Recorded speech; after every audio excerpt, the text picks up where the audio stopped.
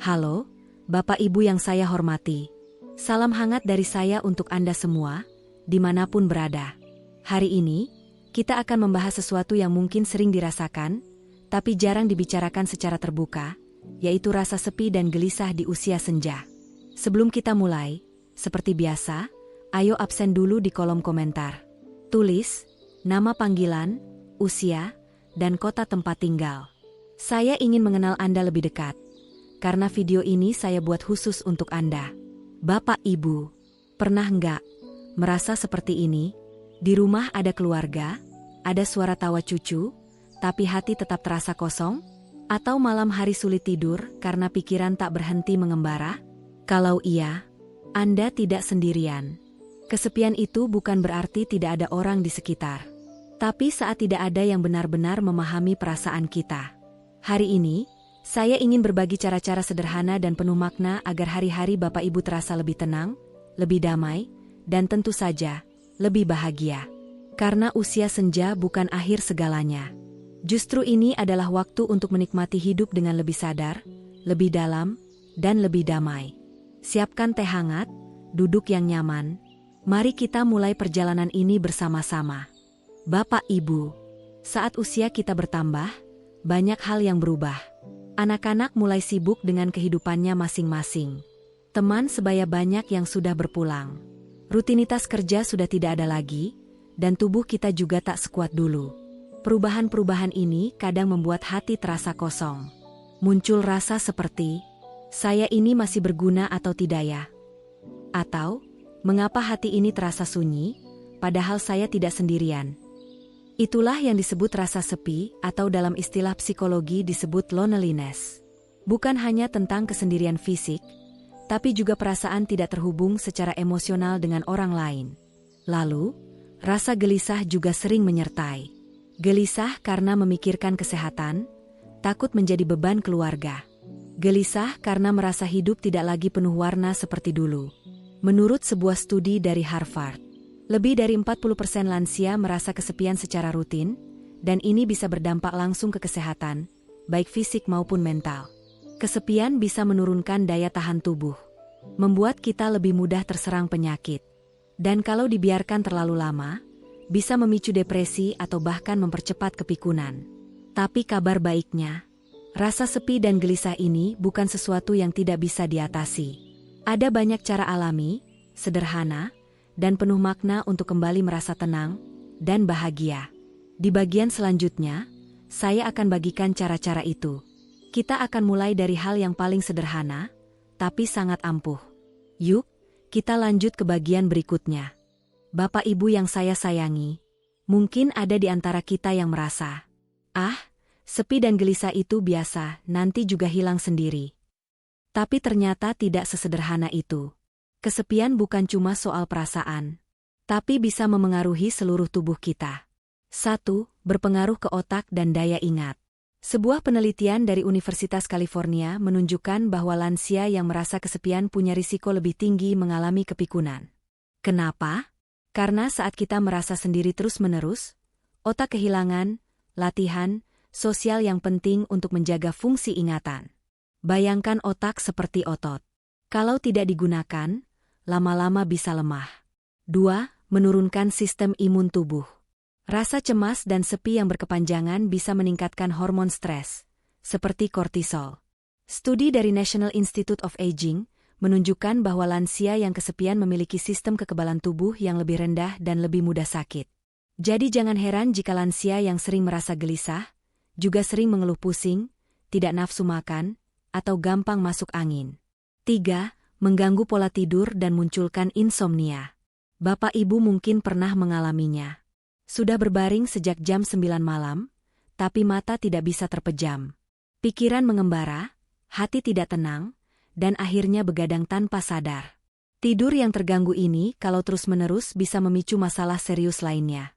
Tekanan darah naik, nyeri sendi makin terasa, hingga mudah tersinggung. 4. Bisa menyebabkan depresi. Saat kesepian terus dipendam tanpa diceritakan, rasa cemas perlahan berubah jadi keputusasaan. Dan inilah jalan masuk yang paling sering terjadi ke depresi ringan sampai berat pada usia lanjut. Sayangnya, Banyak lansia tidak menyadari mereka sedang mengalami depresi. Karena mengira itu hanya bagian dari menu sehari-hari usia tua. 5. Mengurangi makna hidup dan rasa bahagia. Banyak yang bilang, saya ini merasa hampa. Itu karena kesepian bisa mengikis rasa percaya diri dan tujuan hidup. Padahal sebenarnya, setiap bapak ibu tetap berharga. Tetap bisa memberikan cahaya, walau hanya dalam bentuk senyum, cerita, atau doa. Karena itulah, penting bagi kita untuk tidak membiarkan kesepian dan kegelisahan ini tumbuh diam-diam.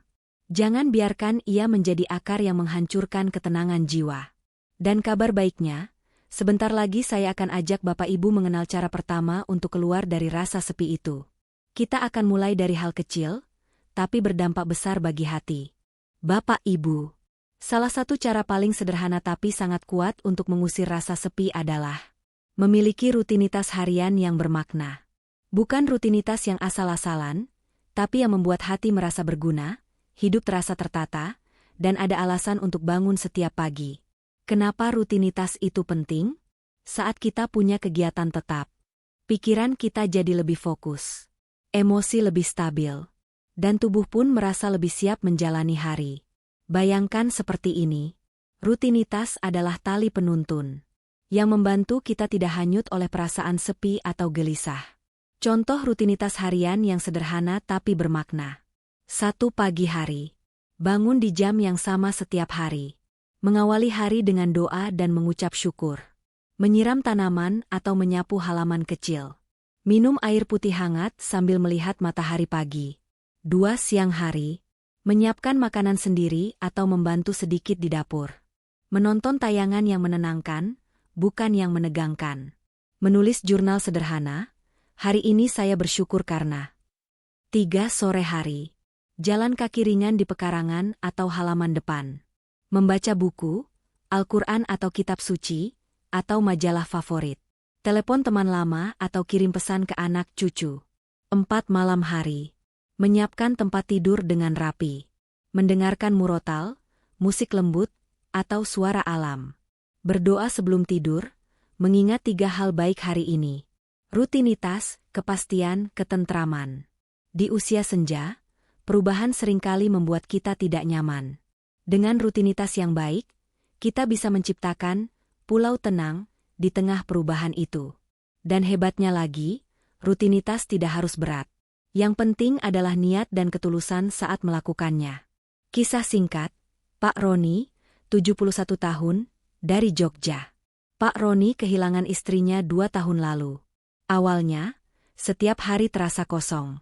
Tapi suatu hari, beliau mulai menanam cabai dan tomat kecil di depan rumah. Setiap pagi beliau menyiram tanaman, mencatat perkembangannya, dan memberi nama pada tanamannya. Beliau bilang, saya merasa seperti punya teman baru setiap hari. Sekarang, Pak Roni bahkan berbagi bibit ke tetangga dan merasa hidupnya punya arah kembali. Nah, Bapak Ibu, mulailah dari satu kegiatan kecil yang membuat hati Bapak Ibu senang. Jadikan itu kebiasaan. Dan lihat, dalam beberapa minggu, rasa sepi itu perlahan akan berkurang. Setelah ini, saya akan ajak Bapak Ibu mengenal cara kedua, yaitu bagaimana membangun kembali hubungan sosial, meskipun secara sederhana. Karena manusia, pada dasarnya, memang diciptakan untuk terhubung. Bapak Ibu, setiap manusia diciptakan untuk berinteraksi. Tak peduli berapa usia kita, kebutuhan untuk didengar, dihargai, dan terhubung itu tidak pernah hilang. Justru di usia senja, ketika kesibukan menurun dan lingkungan banyak berubah, kita semakin butuh koneksi sosial, walau hanya sekadar obrolan ringan setiap hari. Apa itu koneksi sosial yang menenangkan? Koneksi sosial bukan harus ramai-ramai. Bukan juga harus punya banyak teman. Tapi cukup 1 atau 2 orang yang bisa diajak bicara dari hati ke hati. Bisa tetangga dekat, teman pengajian, atau bahkan cucu yang suka mendengarkan cerita. Dan percaya atau tidak, hanya dengan berbincang 15 menit sehari, tubuh kita bisa melepaskan hormon endorfin dan oksitosin, 2 hormon yang membuat kita merasa tenang dan disayangi. Tips membangun koneksi sosial yang sehat. 1. Sapa lebih dulu. Jangan ragu menyapa tetangga atau orang yang duduk di dekat kita. Selamat pagi, sehat Bu? Sesederhana itu bisa membuka pintu percakapan. 2. Gunakan teknologi ringan. Coba belajar sedikit demi sedikit cara kirim pesan lewat WhatsApp atau panggilan video ke anak cucu. Banyak lansia yang akhirnya justru merasa lebih dekat dengan keluarga lewat cara ini. 3. Ikut kegiatan kelompok kecil. Seperti pengajian, senam lansia, arisan RT, atau komunitas pensiunan. Kalau belum ada di sekitar rumah, bisa mulai dari ngobrol sore sambil minum teh dengan tetangga. 4. Menjadi pendengar yang baik. Kadang, kita terlalu fokus ingin bercerita, lupa mendengar. Tapi justru dari mendengar, koneksi yang dalam bisa tumbuh. 5. Menulis surat atau catatan. Ini bisa jadi cara indah untuk menjalin hubungan, terutama jika Bapak Ibu lebih nyaman menulis daripada berbicara. Kisah, Ibu Sumarni, 68 tahun dari Semarang. Ibu Sumarni sempat merasa kehilangan arah setelah suaminya wafat. Anaknya semua tinggal di luar kota. Setiap hari hanya menonton TV, tanpa semangat. Sampai suatu hari, beliau mulai rutin datang ke pengajian ibu-ibu di masjid dekat rumah. Awalnya hanya duduk diam, lama-lama mulai menyapa, lalu diajak berbincang, lalu mulai ikut membaca Al-Quran bersama. Sekarang, Ibu Sumarni jadi salah satu penggerak kelompok lansia di lingkungannya. Beliau bilang, ternyata saya nggak sendiri. Saya cuma belum membuka diri. Koneksi sosial, penyembuh jiwa. Bapak Ibu yang saya hormati, jangan biarkan dinding rumah menjadi penghalang hubungan hati. Sekarang waktunya untuk membuka diri. Walau hanya lewat satu sapa, satu senyum, satu ajakan minum teh sore. Bapak Ibu, pernahkah merasa hidup ini seolah hanya mengulang hari yang sama? Bangun, makan, duduk, tidur, lalu ulang lagi esoknya? Perasaan seperti ini sering muncul karena makna hidup mulai mengabur. Bukan karena kita tidak berguna, tapi karena kita lupa untuk apa kita bangun pagi setiap hari. Apa itu makna hidup? Makna hidup bukan hal yang muluk-muluk. Tidak harus tentang jabatan atau kekayaan.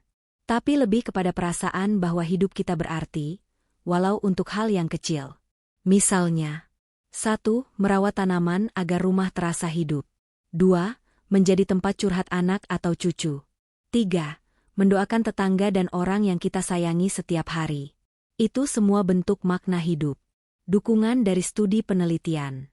Penelitian dari Harvard Study of Adult Development, yang sudah berjalan lebih dari 80 tahun, menunjukkan bahwa orang yang punya tujuan hidup di masa tuanya cenderung 1. Lebih jarang merasa kesepian.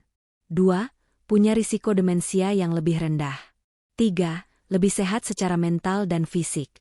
Jadi, bukan hanya hati yang bahagia, tapi tubuh pun ikut merasakan manfaatnya. Bagaimana menemukannya kembali? 1. Tanya diri sendiri, apa yang membuat saya tersenyum hari ini? Bisa jadi jawabannya adalah burung yang berkicau, cucu yang menelpon, atau bahkan teh hangat yang enak. 2. Tuliskan hal-hal yang membuat hidup berarti. Bapak Ibu bisa mulai dengan 3 hal. Apa yang saya syukuri? Apa yang ingin saya terus lakukan selagi masih diberi umur? Siapa yang hidupnya lebih baik karena saya ada? 3. Kembalikan niat awal dalam ibadah dan kebiasaan baik. Seperti sholat, mengaji, menolong tetangga, atau menyumbang ke masjid, semua itu bisa jadi sumber makna jika dilakukan dengan hati yang tulus. 4. Berbagi pengalaman dan cerita hidup. Kisah hidup Bapak Ibu adalah harta yang tak ternilai. Jangan disimpan sendiri. Ceritakan ke cucu, tetangga, atau bahkan lewat tulisan. Kisah, Pak Usman, 73 tahun dari Bandung. Pak Usman dulunya guru SD. Setelah pensiun, sempat bingung dan merasa hidupnya tak lagi berguna. Sampai suatu hari, ia mulai menulis cerita anak-anak yang ia ajarkan dulu, lalu membacakan di taman bacaan kecil dekat rumahnya. Kini, setiap minggu sore, anak-anak menunggu beliau datang bercerita. Beliau bilang, saya mungkin sudah tua, tapi kisah saya belum selesai. Makna hidup membuat kita bertahan. Bapak Ibu yang saya hormati, ketika kita punya alasan untuk bangun pagi, hidup tidak terasa berat. Ketika kita merasa masih bisa memberi, hati kita tetap hangat. Tidak ada yang terlalu tua untuk menemukan makna hidup. Karena makna itu bukan datang dari luar, tapi dari hati yang siap menerima dan memberi. Setelah ini, kita akan bahas mendekatkan diri pada spiritualitas. Karena kadang, jawaban dari rasa gelisah justru ditemukan bukan di luar, tapi di dalam jiwa kita sendiri. Bapak Ibu, dalam hidup, ada saatnya kita merasa kosong. Bukan karena tak punya apa-apa, tapi karena hati butuh diisi bukan dengan barang, tapi dengan ketenangan batin. Dan seringkali, ketenangan itu baru benar-benar hadir saat kita mendekat kepada Sang Pencipta. Spiritualitas, tempat pulang jiwa. Bagi banyak orang, spiritualitas adalah tempat pulang. Tempat mengadu, tempat bersyukur, tempat merenung. Saat tubuh kita melemah, dan kesibukan mulai menghilang, jiwa kita justru mulai bersuara lebih jelas. Dan suara itu seringkali mengajak kita untuk mendekat. Cara sederhana tapi dalam untuk mendekatkan diri. 1. Berdoa atau bermeditasi dengan hati yang lembut. Tidak peduli apakah kita seorang Muslim, Kristen, Hindu, Buddha, atau lainnya, doa dan meditasi adalah cara untuk menenangkan pikiran dan membuka hati. Lakukan dengan kesungguhan, nikmati tiap momen dalam doa atau meditasi. 2. Membaca kitab suci atau karya spiritualitas. Bisa Al-Quran, Injil, Veda, Tripitaka, atau kitab lainnya. Setiap kitab suci mengajarkan kita untuk lebih mendalam memahami diri dan Sang Pencipta. Bacaan ini seperti air sejuk yang membersihkan hati.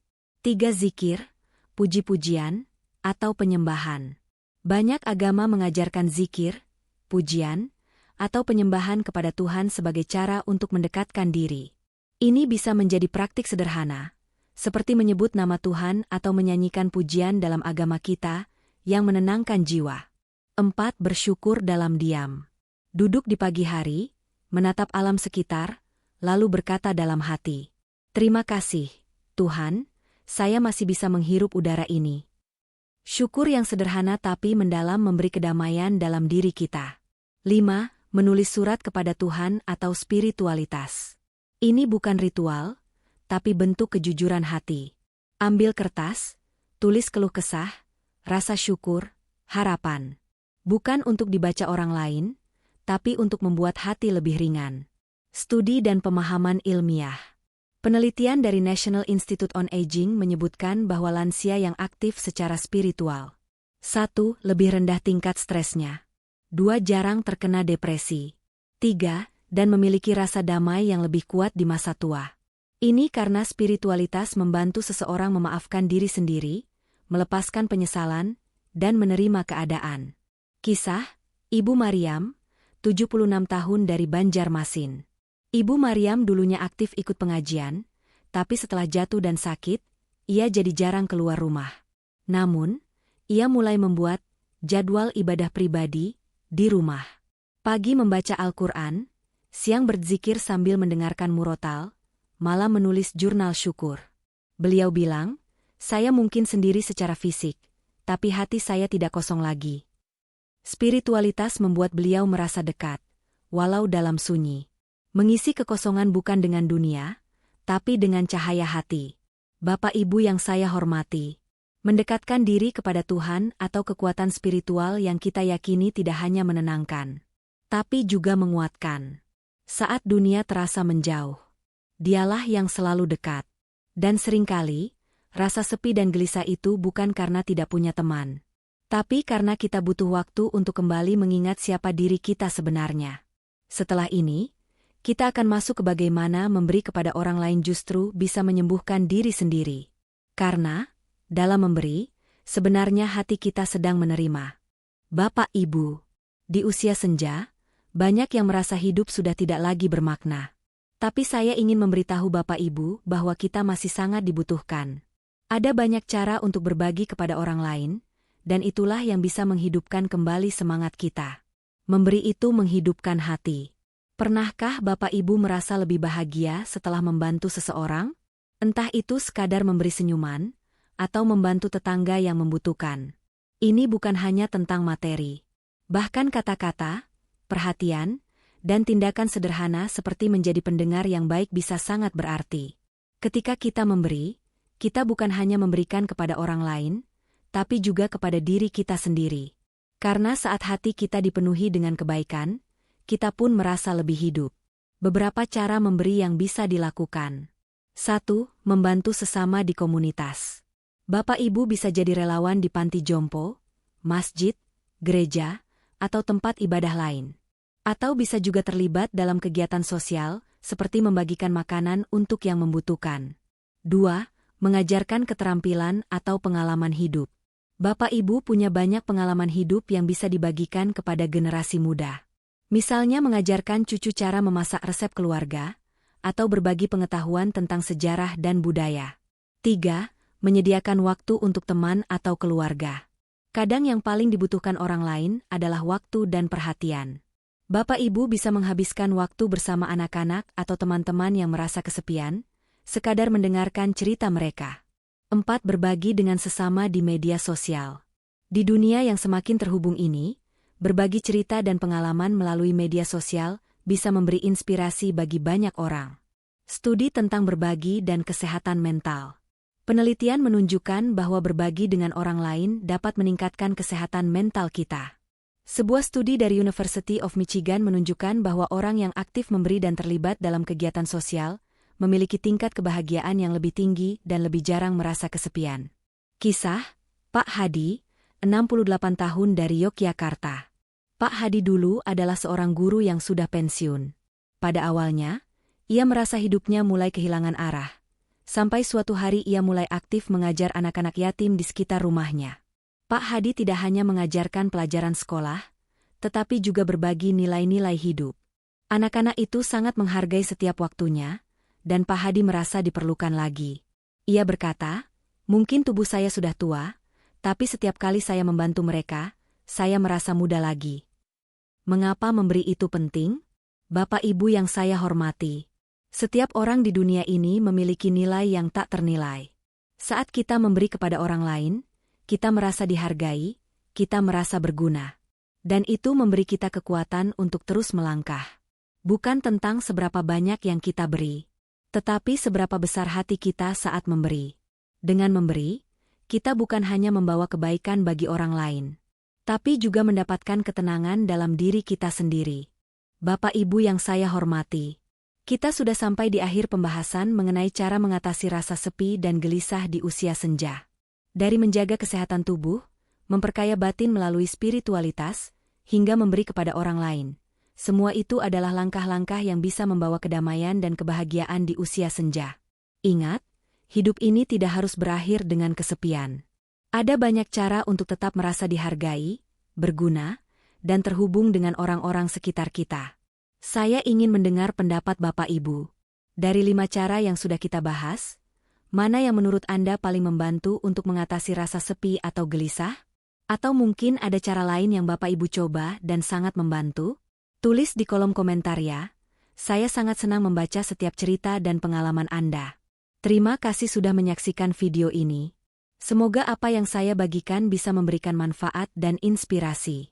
Jangan lupa untuk subscribe, agar tidak ketinggalan video-video selanjutnya yang penuh informasi bermanfaat. Juga, jika Anda merasa video ini bermanfaat, silakan share dengan keluarga dan teman-teman. Sampai jumpa di video berikutnya. Semoga Bapak Ibu selalu diberikan kebahagiaan dan kedamaian. Salam hangat dari saya.